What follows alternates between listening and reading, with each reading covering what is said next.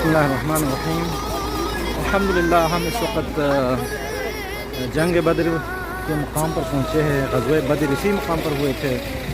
کہتے ہیں اس مقام پر 313 اسلام کے مجاہدین تھے اور کفار کے 950 سے 1000 تک تقریباً کفار تھے۔ تو پیغمبر اسلام نے یہاں پر اللہ سے دعا مانگی تھی اور اپنے مجاہدین کو خوشخبری دی تھی، اور کل شہید ہونے والے جو مجاہدین تھے ان کے نام بھی پیغمبر نے ان کو خوشخبری دی تھی۔ تو اس جگہ پر جنگ ہوئی تھی اور اس یہاں پر جالی لگے ہوئے وہاں پر دفن کیے، تو ہم اس جگہ پہ جا رہے ہیں۔ یہاں پر ان شہداء کے نام لگے ہوئے ہیں جن کو پیغمبر اسلام نے خوشخبری دی تھی کل آپ لوگ شہید ہوں گے۔ یہ ان کے نام ہے۔